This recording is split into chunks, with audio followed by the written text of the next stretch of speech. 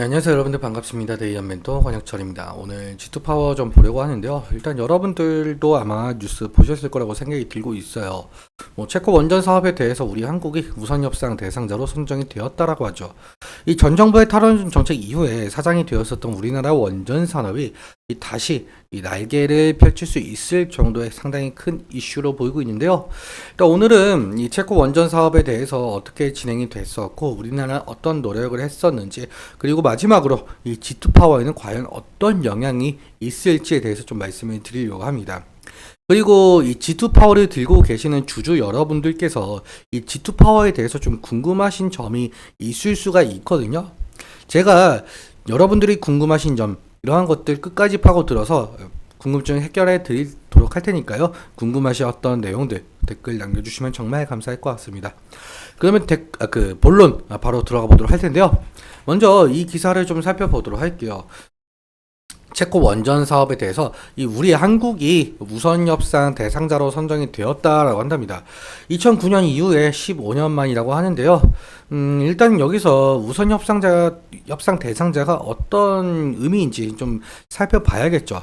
일단 우선 협상 대상자 같은 경우는 말 그대로 이 가장 유리한 조건을 제시한 이 기업을 선정을 하면서 1차로 추린다는 거죠. 그러니까 다른 곳보다 최우선 순위로 계약에 대한 협상을 제공할 수 있는 기회를 말하고 있고요.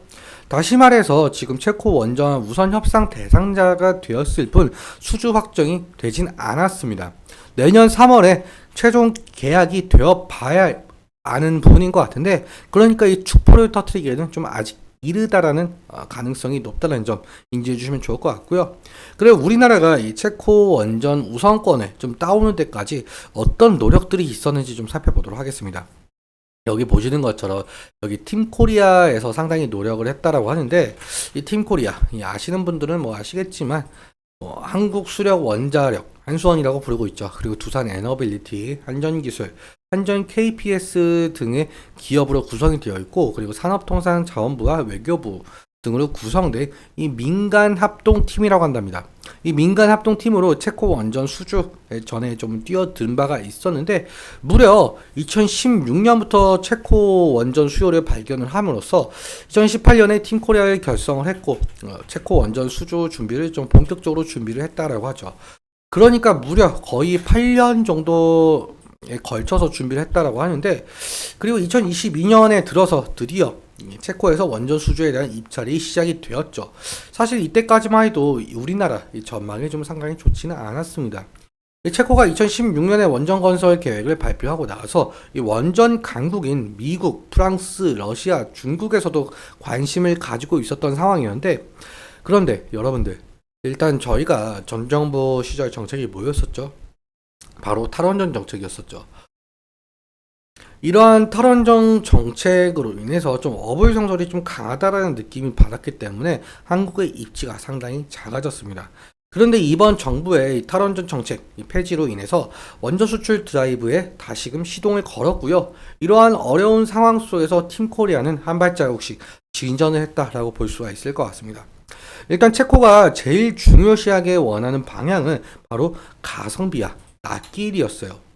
원전 건설 단가가 프랑스의 반값도 안 되는 저렴한 가격이고요. 좀 킬로와트당으로 따져보자면 한국 같은 경우 3,571달러고 프랑스는 7,931달러라고 한답니다.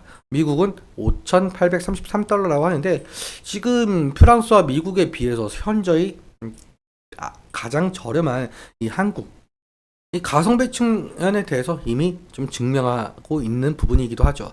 납기를 좀 살펴보자라고 한다면 다른 나라가 대형 원전 한 기를 좀 건설하는 데는 6에서 10년이 걸린다라고 해요.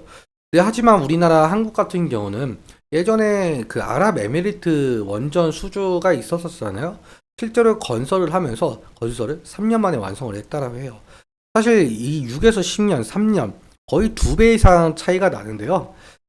이러한 점에 있어서 체코에서 우리나라를 이 우선 협상권을 좀 준 것이 아닐까 좀 생각이 들고 있습니다. 그래서 우리가 이제는 다음으로 기대해 볼 수가 있는 것은 다음 그 체코 원전 사업자인데요. 지금 사진을 보시면은 한국에 일단 우선 협상자가 된 곳은 여기 두코바니 발전소라고 하죠. 이곳의 사업비는 약 24조 원이라고 하는데, 그리고 여기 체코가 지금 준비 중에 있는 테멜린 발전소 같은 경우 추후에 좀 사업자가 정해질 예정이라고 한답니다. 만약에 두코바니 발전소가 이 한국에서 확실하게 수주 계약을 성사시킨다라고 한다면 이 체코 입장에서는 뭐 프랑스나 독일 그리고 미국 같은 이 값비싼 것을 또 테밀린 발전소 사업자를 선정시키지는 않을 거란 말이에요. 그러니까 우리 테밀린 발전소까지 우리나라에게 사업권을 줄 가능성이 높다라는 겁니다. 그렇게만 된다고 한다면 최종적으로 사업비는 24조 원 플러스 알파가 되겠죠. 이러한 점 좀 인지해 주시면 될 것 같고, 그리고 실제로 이 발전소, 원자력 발전소가 건설이 진행이 되고 완공까지 된다고 한다면 우리 한국의 원전 산업 경쟁력을 입증시킬 수가 있는 그러한 중요한 시점에 놓여 있다라고 볼 수가 있을 것 같습니다.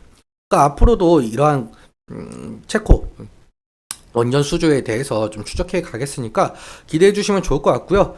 그렇다면 과연 이 G2 파워는 어떤 수혜를 받을 수가 있을지, 실제로 체코 원전 수주의 직접적인 기업이 아니더라도 이번 체코 원전 이슈로 인해서 우리 한국의 이 경쟁력을 세계에 널리 알렸기 때문에 전 세계적으로 우리 기업에게 러브콜이 올 가능성이 상당히 높은데요. 이러한 점으로 G2 파워 같은 경우 향후에 이 발전소 주변에 이 수배 전반을 제작 판매하고 있는 업체로서 이러한 그 수배 전반의 수요가 높아진다고 한다면 전 세계적으로 수주를 받을 가능성이 상당히 높다는 점 인지해 주시면 좋을 것 같습니다. 그러니까 결론적으로 이 G2 파워 같은 경우 앞으로 이 장밋빛 전망이 좀 열렸다라고 볼 수가 있겠죠. 그럼 차트와 수급적인 측면 좀 함께 살펴보면서 마무리 설명 짓도록 할 텐데요. G2 파워 지금 오늘 11% 갭 상승을 하면서 상승을 했다가 결국에는 이 종가가 마이너스 0.89%가 보합권으로 마감을 한 모습을 보여주고 있는데, 일단 제 생각에는 좀 이렇게 생각이 들고 있어요. 아무래도 이 코스피와 코스닥 좀 시장 자체가 좋지도 않았고, 그리고 이 체코 이 우선 협상권은 우리가 받아내긴 했지만, 그리고 사실 3월에 최종 계약이 남아 있는 상황이잖아요. 그러니까 아직까지는 계약 기간이 많이 남아 있는 그만큼 시장에선 조금만 더 지켜보자라는 스탠스로 보이고 있어요. 그렇기 때문에 오늘 이렇게 하락을 하지 않았나, 저는 그렇게 생각을 하고 있고, 일단적으로 오늘 하락을 했으니까 뭐 내일도 하락할 가능성은 있을 수는 있겠죠. 그래서 우리는 어느 구간을 좀 지지라인으로 봐야 될 것인지 그 부분도 관건으로 보이고 있는데, 지지라인 같은 경우 저는 이 부분이라고 생각이 들고 있습니다. 과거에 이 부분에서 좀 지지가 많이 일어난 모습을 좀 보여주고 있기 때문에 이 부분이라고 생각이 들고 있고, 만약에 이 부분을 이탈한다라고 한다면 리스크적인 관리는 필요할 수 있을 것으로 보이고 있죠. 그리고 사실 G2 파워 여러분들도 아시다시피 상장된 지 한 2년 정도밖에 되지 않은 기업이기도 해요. 그리고 2023년 8월부로 계속해서 횡보를 하고 있는 상황이었죠. 그렇다 보니까 상승시마다 뭐 저항 매물대가 나올 가능성이 있다는 점 인지해 주시면 좋을 것 같고요. 오늘 수급적인 측면을 좀 잠깐 살펴보자라고 한다면, 오늘 개인이 5만 1000주 매수가 진행이 되었고, 그리고 외국인 같은 경우 5만 8000주, 기간은 560주 정도 매수가 된 것을 볼 수가 있습니다. 그러니까 오늘의 하락의 주체는 결국에는 외국인의 매도세가 더욱더 강했다라고 볼 수가 있겠죠. 오늘은 여기까지 말씀을 드리면서, 오늘 말씀드린 내용과 이 차트적인 부분에 대해서 제 개인적인 견해가 있을 수밖에 없기 때문에 여러분들의 주관적인 견해와 함께 투자를 현명 선택하셨으면 좋겠습니다. 오늘도 시청해주셔서 감사하고, 지금까지 대의연 멘토 권혁철이었습니다. 감사합니다.